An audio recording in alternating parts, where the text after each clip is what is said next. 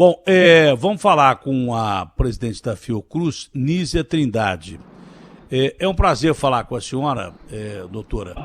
Bom dia. Mas a perspectiva que a gente abordava aqui no começo, primeiro foi de uma notícia em que a OMS iria visitar a China e que os chineses estão afirmando que esse vírus não surgiu em Wuhan, que ele já rondava pelos esgotos lá de Barcelona há algum tempo.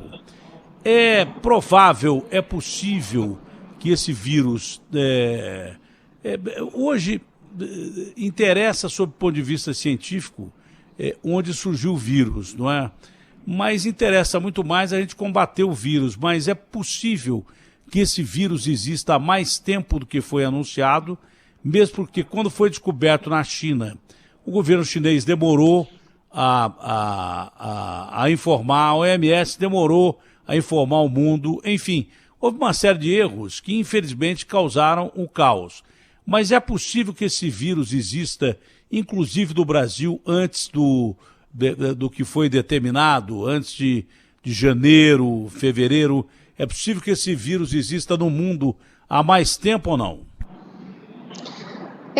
Bom dia, Datena. Possível Bom dia. eu acho que os estudos, as pesquisas vão ter que fazer essa rota, isso acho que é importante, porque analisar as condições de circulação de um vírus, a sua origem, pode nos ajudar a nos preparar para pandemias no futuro também. Mas tem que ter evidências científicas sólidas para sabermos, de fato, toda a história natural do vírus, as condições de sua propagação. Um fato muito importante de colocar é que o mundo está sujeito a vírus como esse, né? Vírus esse, no caso, que nos surpreendeu, não é, com essa força de transmissão, com impacto nos sistemas de saúde, e infelizmente com a letalidade, não é, que é bastante alta, não é, em todo mundo, ainda que muitas pessoas, felizmente, possam adoecer, se recuperar ou mesmo não ter sintomas.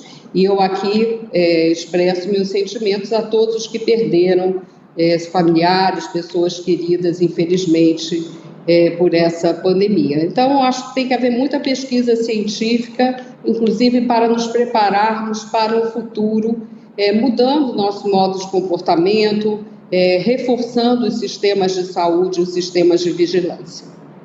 A gente não acredita muito quando o cientista diz alguma coisa, mas é bom parar para pensar. O Stephen Hawking, que foi uma das mentes mais brilhantes que nós tivemos nesse planeta, não é? Ele vivia preso numa cadeira de rodas, contrariando todo o histórico da doença que ele tinha, que era uma doença degenerativa. Ele era para morrer com 33 anos, teve morto quando teve numa visita, acho que é Suíça ou Suécia, não me lembro que país, teve uma parada cardiorrespiratória e não morreu por milagre. E depois disso ele quase morreu várias vezes, ficou preso à cadeira de rodas, morreu com 75, 76 anos de idade, se não me engano, o ano passado. Mas ele dizia que a probabilidade de a humanidade ser extinta através de um vírus era muito maior do que com uma guerra nuclear. E ninguém prestou atenção nele. Como ele também disse, olha, se os alienígenas chegarem aqui, nós seremos os índios, que nós seremos exterminados. Então é bom você prestar atenção num cara que senta na cadeira do Isaac Newton, porque caiu uma maçã na cabeça do Newton e ele elaborou a teoria da gravidade. Se caiu uma jaca na minha cabeça, possivelmente eu não descubro a teoria nenhuma.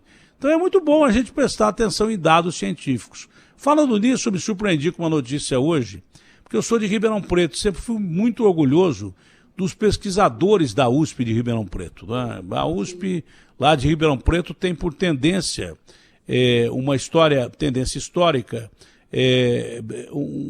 muitos pesquisadores que vinham de fora do país gostavam de Ribeirão, se aclimatavam em Ribeirão, e ali surgiram várias pesquisas sobre doença de Chagas, enfim, uma série de pesquisas vencedoras. Tem a filha de um pesquisador que é lá da minha época, o Kerr, que hoje é uma pesquisadora realmente muito famosa.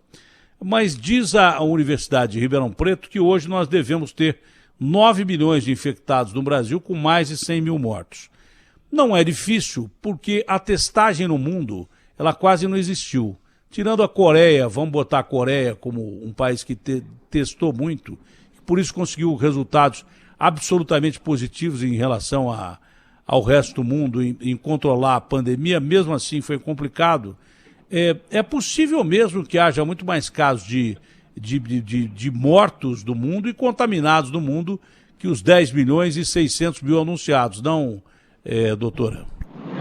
Sim, com certeza é possível, principalmente se nós pensarmos casos da doença, né, sem uma estratégia muito forte de teste, é muito difícil aferir que esses números são exatos. E também no caso das mortes é possível, sim, né, a gente considerar, até pelo aumento de casos de síndrome respiratória aguda, né, a partir principalmente dos meses de março, abril, né, isso foi bastante identificado. Então, é muito importante que haja um cuidado com a testagem, porque o vírus continua e continuará a circular. Então, é muito importante que haja um cuidado redobrado com a testagem.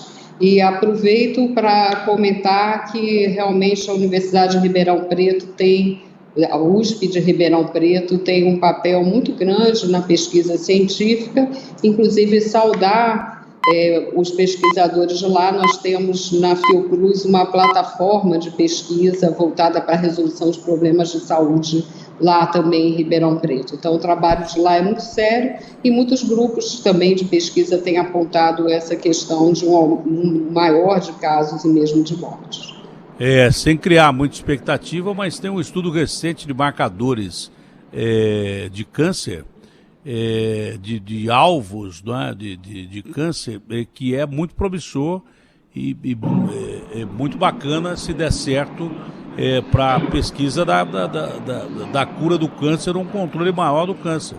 É uma coisa que não vem ao caso agora, mas é uma pesquisa que está sendo feita, partiu lá de Ribeirão Preto, essa pesquisa que é muito interessante, né, que esses alvos seriam identificados diretamente pelos marcadores e é uma coisa inovadora, né, e que o remédio seria levado direto à célula cancerígena e daí por diante, enfim, não é esse o caso. Agora vamos ao mais importante dessa entrevista, no meu ponto de vista, porque vírus só tem uma palavra-chave para você controlá-lo, né? Eu não vou dizer acabar com ele, mas dá uma chance da gente sobreviver, né? E dá uma chance da gente voltar, não ao novo normal. Voltando ao normal tá bom, porque os caras gostam muito de criar frases. Olha, agora estamos no novo normal. Se voltar ao normal, que já era muito ruim, já tá bom demais, né? Então, a palavra chama-se vacina. Essa vacina de Oxford, ela vem sendo desenvolvida há muito tempo por pesquisadores lá de Oxford, baseado nas gripes que vieram lá da Ásia, nas contaminações que vieram da Ásia, e que parece duas cientistas brilhantes simplesmente transferiram o estudo para quando tiveram conhecimento da Covid-19, que é uma variação das gripes que vêm lá de trás, das contaminações que vêm lá de trás, pelo vírus, que é a mesma categoria de vírus, que é o coronavírus, que tem o Zé, tem o Antônio, tem o Silva, mas é tudo coronavírus. Agora a gente está diante de um desses vírus aí. Adaptaram essa pesquisa e, de uma forma brilhante, e às vezes a forma brilhante é uma forma simples, mas que ninguém vê. Grandes gênios descobriram coisas, eu acabei de citar o Newton aqui, descobriram coisas fantásticas a partir de coisas simples. Elas pegaram e botaram o ovo em pé. Olha, já tem essa pesquisa aqui, vamos lá. E parece que na corrida de se descobrir uma vacina que vai salvar o mundo dessa história, Oxford está na frente e nós, com a Fiocruz, o governo brasileiro, conseguiu essa parceria, inclusive de transferência de tecnologia da vacina.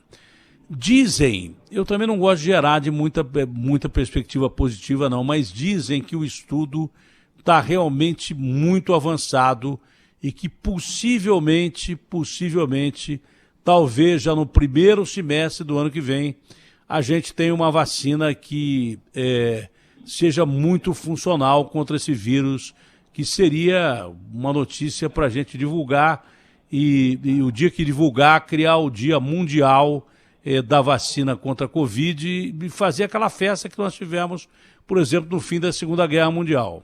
Então isso é muito importante. A senhora tem perspectivas positivas com essa vacina, mas também não quer criar a possibilidade das pessoas acharem que já tem a vacina pronta e definitiva. Estamos na fase 3, mas ainda depende de uma série de coisas, não? Exato, exato.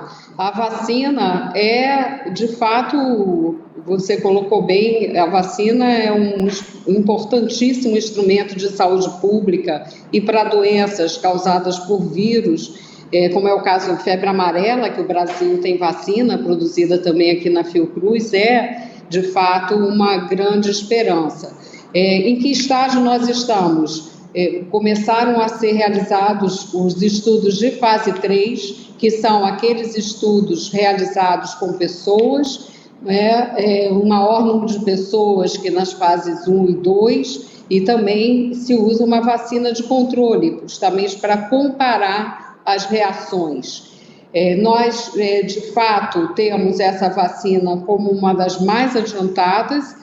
Por essa razão, o governo brasileiro entrou em contato com o governo britânico e a realização desse projeto será feita aqui na Fiocruz, em Biomanguinhos, nosso Instituto de Vacinas. Como? Nós vamos receber um insumo farmacêutico ativo, 30 milhões de doses, e esse acordo foi feito antes da conclusão dos estudos para garantir que o país tivesse vacina. Então, isso é muito importante.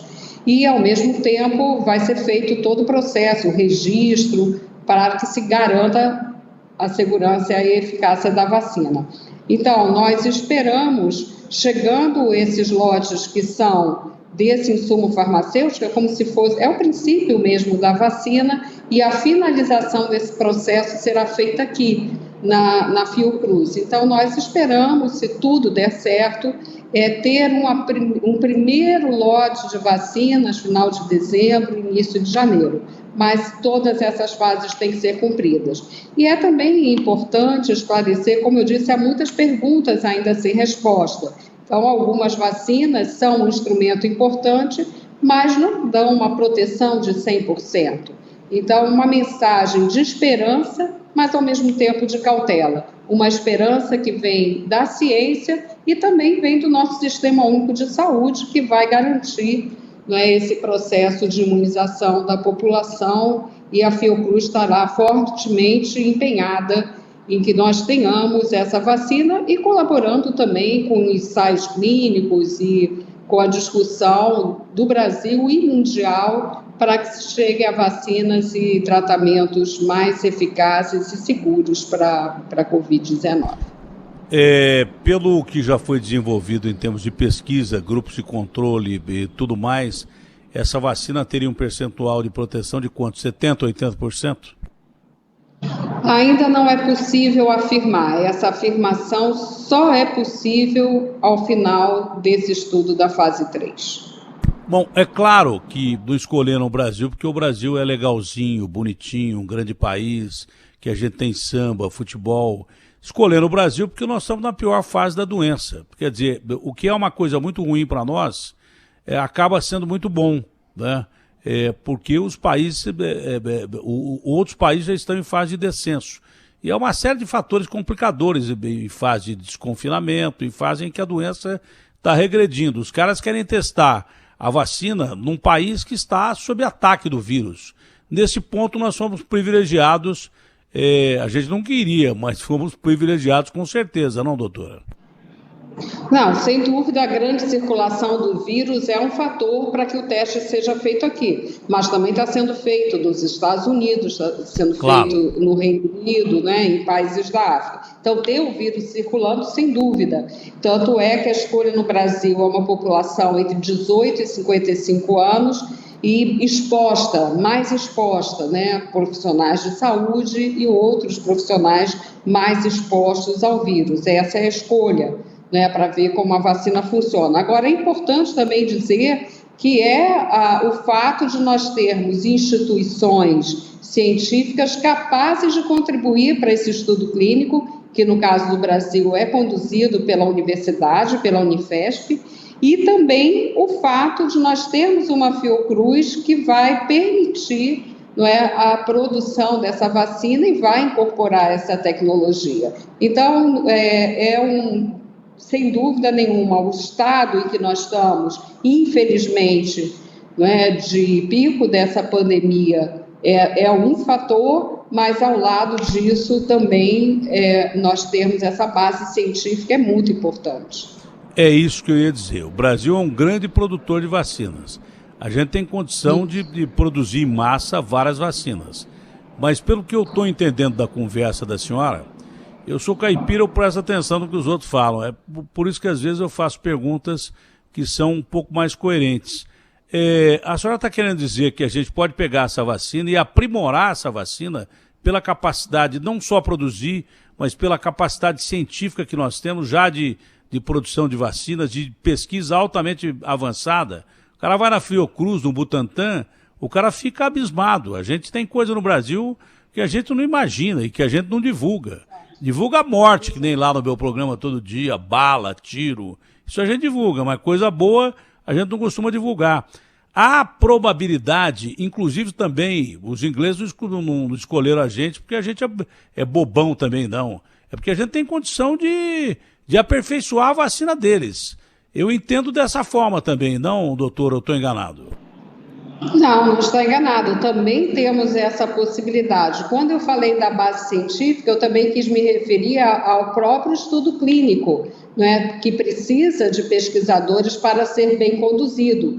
E que aqui no Brasil vai ser feita a parceria entre a Universidade de Oxford e a Unifesp, a universidade que tem um peso muito importante, tem dado contribuições também muito importantes, e também o Instituto DOR. Agora, é também possível, sim, e já aperfeiçoamos algumas vacinas. Um exemplo é a vacina de febre amarela, que originalmente era da Fundação Rockefeller, importante fundação norte-americana, que na época trabalhava com saúde, né, depois deixou de trabalhar, e no final dos anos 30 foi feita essa incorporação. E hoje o Brasil, através de Biomanguinhos da Fiocruz, é o principal país a produzir essa vacina que tem se mostrado ao longo da história tão importante e que nos últimos anos também nós aumentamos essa produção. Então, quando eu falo de ciência, está ligada à pesquisa clínica, à capacidade de aperfeiçoamento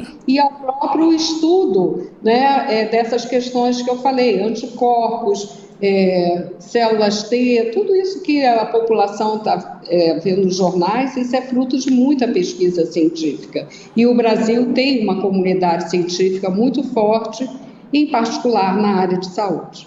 Nós temos que ter, né? Porque a gente está muito exposto, sempre teve muito exposto por características de falta de higiene, falta de saneamento básico, que o Brasil está tentando melhorar agora. E porque somos um continente, é um país continental. Até por isso também é uma base de pesquisa, acho que muito importante. O Brasil é uma base de pesquisa muito importante.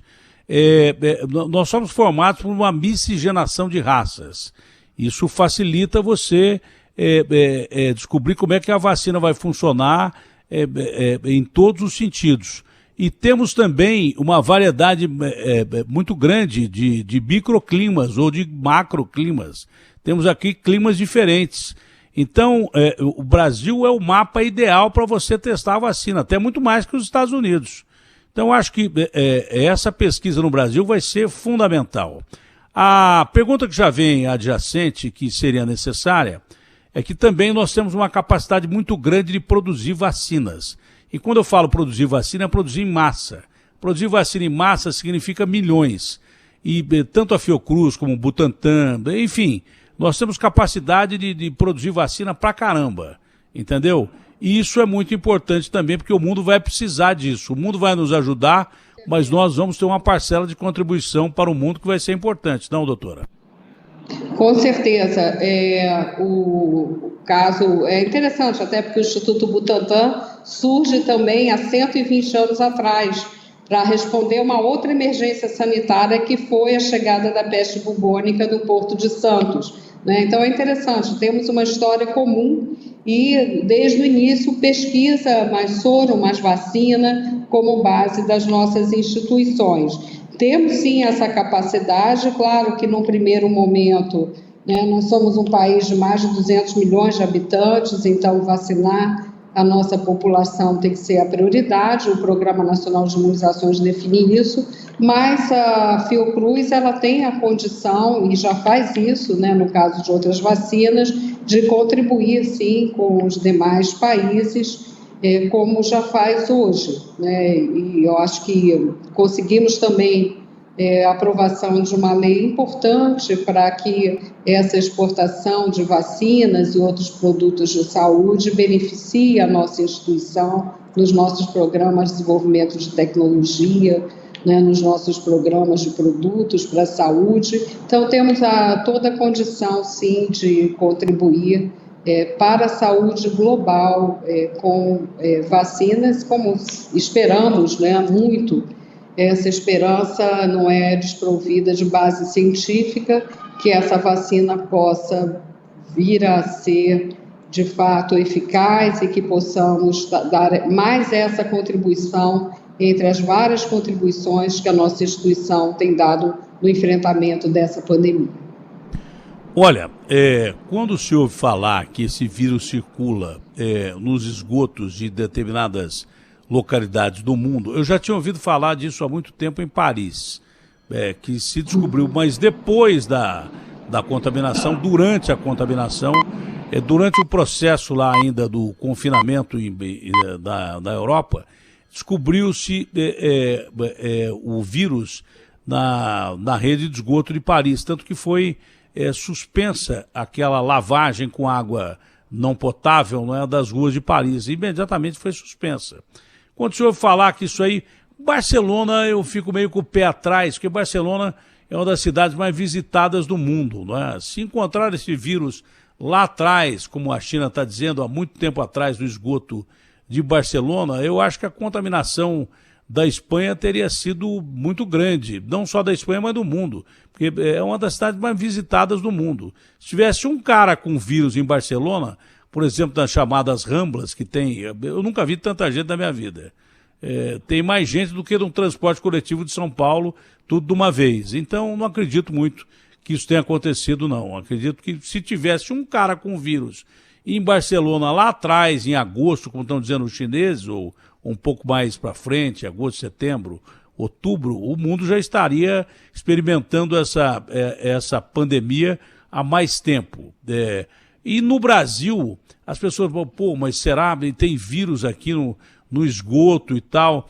É bom explicar isso para que as pessoas não fiquem apavoradas, né? Porque há tratamento de água e obviamente que encontrar vírus no esgoto é até uma coisa natural, porque o vírus também é expelido pelas fezes. Há informações de que você pode ser contaminado até pelos vapores que se tem numa privada e daí por diante. Mas não é para espalhar pânico, porque só faltava essa. Agora falar que o vírus é transmitido pela água. Não, a água é tratada e tal. É bom explicar isso, não, doutora? Não, com certeza é bom explicar essa questão da presença do vírus em esgoto. Há um grupo de pesquisa aqui da Fiocruz dedicado a esse estudo no Brasil, o que temos como evidência científica mais forte até o momento é que a transmissão desse vírus é feita principalmente nos ambientes a partir de aerossóis, de gotículas, e não só de gotículas, mas também de aerossóis. Essa que, portanto, ao falarmos, portanto, estarmos em ambiente fechado, daí ser fundamental nesse momento o uso das máscaras, evitar aglomerações, não é? Esses são os cuidados que realmente devemos ter. Como você disse, a melhor forma de não entrar em pânico é estar bem informado, é se cuidar e se cuidar do outro e seguir as orientações científicas. Essa é a melhor forma de estarmos protegidos hoje. O vírus já foi encontrado por equipe de pesquisa da Fiocruz no esgoto brasileiro, em que lugar? Ele está sendo pesquisado e essas conclusões estão para sair em artigos científicos. Eu não tenho essa informação para dar agora a você, mas essa pesquisa está em curso. Mas ele já foi encontrado? Já foi encontrado. E também não vamos ficar sabendo onde aqui, porque senão o objetivo que é não espalhar pânico, vai espalhar pânico. Olha, tem vírus lá no esgoto, mas o vírus já foi encontrado em esgotos do Brasil, como acho que do mundo inteiro. Eu já tinha ouvido falar em Paris. No mundo inteiro já foi encontrado o vírus, no Brasil também, mas a doutora não sabe, quer dizer, sabe, mas não vai divulgar especificamente onde foi encontrado esse vírus aqui no esgoto do Brasil. Não iria adiantar em nada isso aí, em nada. Eu não vou nem prosseguir na pergunta. Que é uma pesquisa em curso e os pesquisadores consideram que a via mais importante de transmissão é essa que continua sendo a pelo ar e tal, e gotículas e até aerosol. É ar mesmo, então você tem que usar máscara. Não precisa o Dória cobrar 500 paus de multa para você usar máscara. Você pode contaminar-se e contaminar alguém da sua família e matar alguém. Então não usa. Se você não usar máscara, você vai matar alguém, ou vai morrer, ou vai matar alguém da sua própria família. Então, se você não pensa no próximo, pense no mais próximo de você, que é aí, você está com seu filho aí do lado, andando, ó. A sua mulher, a sua esposa, então, a sua esposa, o marido, e daí por diante. Então, não precisa dar multa para conscientizar a população. A maior forma de transmissão do vírus é pelo ar, né? E gotículas quando você conversa. Então, se você tiver máscara, se você tiver contaminado, você não vai contaminar alguém. Aliás, esse é o principal objetivo da máscara. Mas com a máscara também você não vai ser contaminado. Então, usa a máscara, meu. Não precisa cobrar R$500 de multa. É uma questão de consciência. Se você não usar máscara, ou você vai morrer, ou você vai matar alguém. É simples assim. Então, usa a máscara. A multa é a morte. Sabe? Que a multa é a multa mais cara que existe. É a morte. E a morte, talvez, de quem você mais ame. Então, use o raio da máscara e pronto, acabou. Fim de papo, não tem muita conversa sobre isso.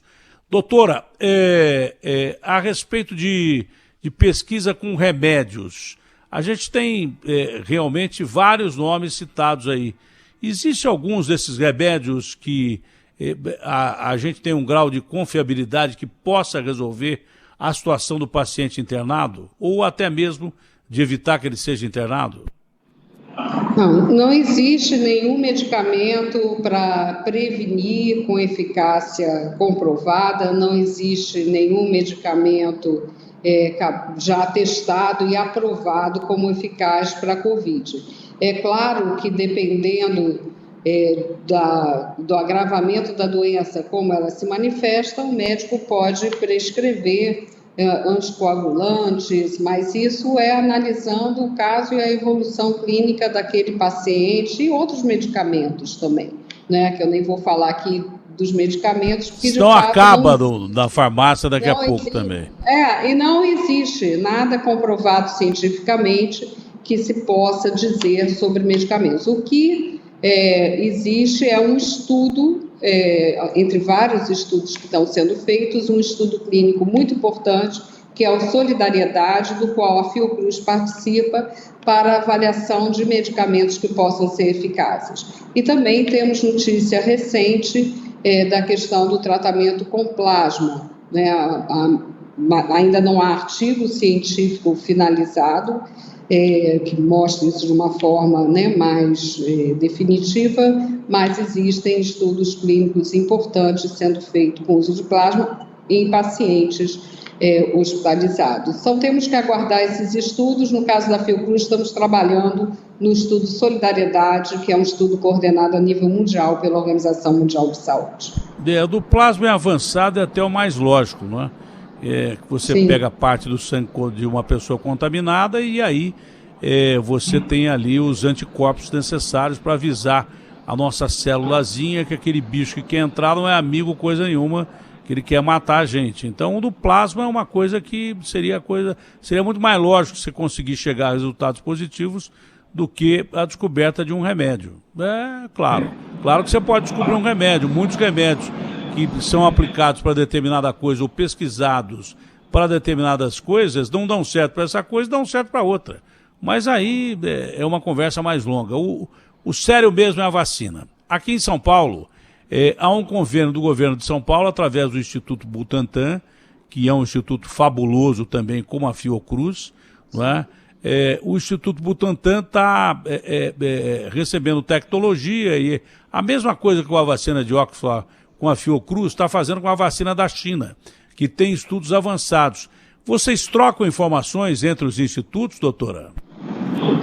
Sim, trocamos. Existe uma associação, inclusive dos laboratórios oficiais, e essa semana mesmo terei uma conversa com o diretor do Instituto Butantan, o professor Dimas, justamente para essas trocas e para vermos o que podemos apoiar. Atualmente nós colaboramos com o Instituto Butantan em vários projetos. Ensaio clínico da vacina de dengue foi um desses projetos. Muitos projetos são feitos em colaboração. Então, o espírito que deve haver entre nossos laboratórios tem que ser de colaboração. E se tivermos 2 vacinas eficazes, melhor será para o país e para o mundo.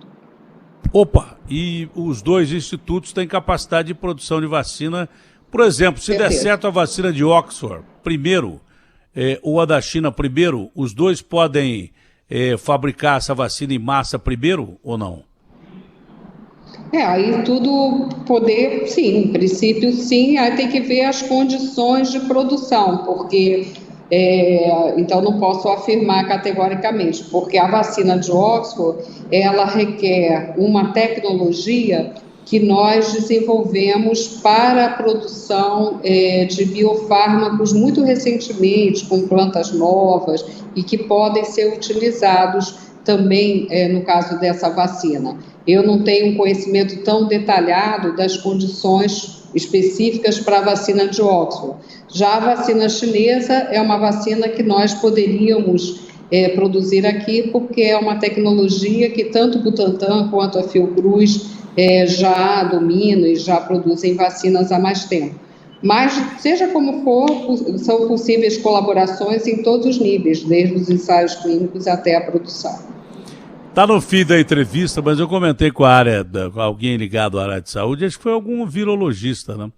A gente fica falando que a Amazônia aqui é nossa, não é de ninguém, ela é nossa, a Amazônia é nossa. Não adianta discutir que a Amazônia é nossa. Os caras têm interesse em dizer que a Amazônia é do mundo, mas ela é nossa, territorialmente ela é nossa. Senão, a Estátua da Liberdade seria nossa também, a Torre Eiffel seria nossa. Então, está dentro do Brasil, ela é brasileira. A senhora falou uma das coisas mais importantes sobre a Amazônia agora aí. Foi uma das coisas mais importantes de tudo. O cara fica falando que tem petróleo, tem minério, que tem madeira na Amazônia, que a Amazônia tem o ar, o pulmão do mundo. Mas o mais importante que tem na Amazônia é a tal de biodiversidade. A gente está falando de negócio de vacina para salvar o mundo e a doutora citou a palavra plantas. O que nós temos de cura para doença dentro da Amazônia, para ser descoberto ainda, é uma coisa assim, eu acho que é a nossa maior riqueza. A Amazônia é a nossa maior riqueza em quase tudo, mas principalmente com a questão da biodiversidade para fabricar remédio. O cara vai falar que remédio, é uma droga, o cara acha que isso é sintetizado e tal. Claro que tem drogas sintetizadas, mas a maioria gritante e brutal a partir de plantas, que é o que nós temos na Amazônia e que talvez um xamã de 1000 anos atrás já tivesse a cura para o Covid-19 que apareceu agora, que a gente acha que apareceu agora, porque ele pode ter existido lá atrás. A doutora falava da peste bubônica, ela não quis falar peste negra, porque hoje em dia seria até politicamente incorreto, mas é o nome da peste. É a peste bubônica que é transmitida pela pulga do rato ou roedores. Agora tem uma marmota que está transmitindo esse raio dessa peste. Por incrível que pareça, veja o que é uma pandemia, né? A pandemia pela peste bubônica, a peste negra, ela matou 25 milhões de pessoas na Idade Média. Isso significava quase que a população do mundo inteiro. Quase que a população do mundo inteiro. Matou quase que a Europa inteirinha. Até os caras descobrirem que vinha da pulga que está no rato ou que está nos roedores ou similares, não é? E eu não sabia que até hoje essa doença mata cerca de 2.000 pessoas por ano. A peste bubônica, lá da Idade Média. E a influenza a gente já sabe também que é a mesma coisa, só que num grau maior, porque é a gripe que tem que ser feita também a vacina e readaptada toda vez. Tem mais um detalhe, a gente descobrindo essa vacina, que talvez não deu 100%, acho que nenhuma vacina dá, de proteção contra a Covid-19, todo ano a gente vai ter que readaptar essa vacina. Todo ano, é assim que funciona com vacinas. Doutora, para encerrar, de uma maneira otimista, eu sugeri até que a Band desse o número de curados, ao invés de todo dia aquele boletim. Quantos morreram hoje no Brasil? Ah, morreram tantas pessoas. Ah, tem mais novos infeccionados. Dá a cura primeiro. Acho que o site UOL, que está transmitindo essa entrevista para o mundo inteiro, está fazendo isso. Está dando o número de curados. É muito legal você ouvir falar que o Brasil já teve não sei quantos milhões de curados. É muito legal você ouvir falar que os Estados Unidos já teve não sei quantos bilhões de curados. Porque tem muita gente com Covid ou parente que está com Covid, não é verdade? Que de repente teve gente curada e tem muita gente que tem agora gente contaminada e que parece que é sentença de morte. Não é. É grave pra caramba? É. Mas há probabilidade de cura muito maior do que de morte, porque os curados são maiores do que os mortos até agora. Significa que a gente vai abrir a guarda? Claro que absolutamente não. Agora, uma última pergunta para encerrar a entrevista. Uma coisa que não cabe na minha cabeça. Eu sou burro mesmo. Eu sei que eu tenho uma inteligência abaixo da média, não é? Eu disfarço bem, mas eu tenho uma inteligência abaixo da média. O que eu não consigo entender é por que no auge da pandemia a gente está abrindo bar, abrindo economia, abrindo isso, abrindo aquilo, abrindo outras coisas, quando foi o contrário em todo o país do mundo. Será que é porque nós quebramos muita gente e fomos obrigados a abrir no meio de uma doença terrível e a única forma de espalhar essa doença é de ser humano para ser humano? O que a senhora considera dessa reabertura da economia?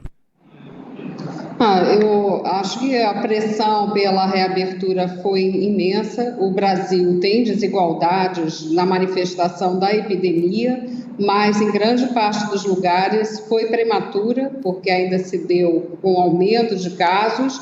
E acho que igualmente preocupante nesse momento é olhar que onde aconteceu essa abertura em vários países, ela se deu sempre com regras. Não é possível nós desprotegermos a nossa população, principalmente a mais vulnerável, em transportes lotados.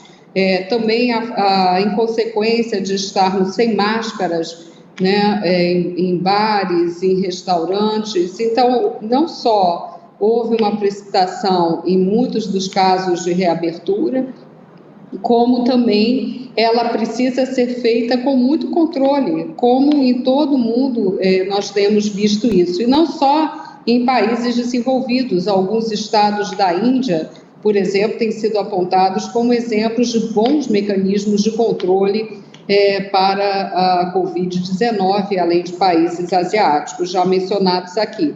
Então, acho que o cuidado é muito importante para nos protegermos e o próprio sistema de saúde. A doença está se interiorizando, esse é um dado importante.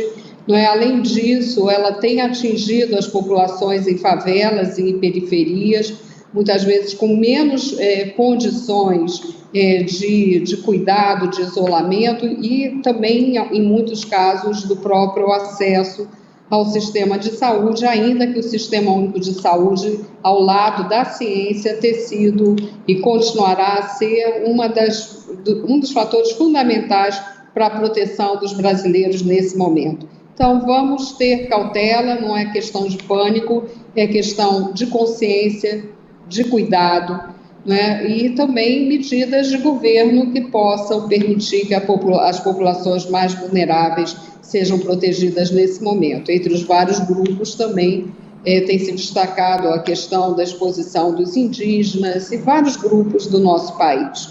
Aí eu acho que precisa do cuidado da sociedade e de políticas de Estado, de políticas de governo para essa proteção. Doutora, como o entrevistador é limitado, a entrevistada muito boa, faltou alguma coisa ou não? Não, acho que a única mensagem que eu queria reforçar é essa questão do olhar para as recomendações que vêm da ciência e o fortalecimento do nosso Sistema Único de Saúde, que tem se mostrado um grande aliado nessa pandemia. Também convidar você da Atena e a todos que possam acessar o site da Fiocruz, principalmente o nosso Observatório Covid-19, que ali reunimos artigos e várias informações que podem ser úteis a todos. Doutora, muito obrigado. Obrigada. Muito obrigado à senhora, que as pesquisas deem super certo, a gente depende disso mesmo. Obrigado pelo trabalho que vocês prestam à sociedade, não é de hoje, não é na pandemia, porque o Brasil tem muita coisa ruim que ficou exposta com a pandemia, mas tem muita coisa boa que a gente não conhecia de uma forma mais generalizada, como a Fiocruz, que é uma fundação fantástica, e outras unidades de pesquisa, Butantan e daí por diante, que nos dá orgulho em termos mundiais. Nós estamos muito avançados também desse aspecto. Muito obrigado à senhora e que Deus nos ajude. Obrigada. Muito obrigada pela oportunidade de estar aqui conversando sobre as respostas da ciência, da Fiocruz a essa grave pandemia. Obrigada. Bom dia, senhora. Um abraço grande.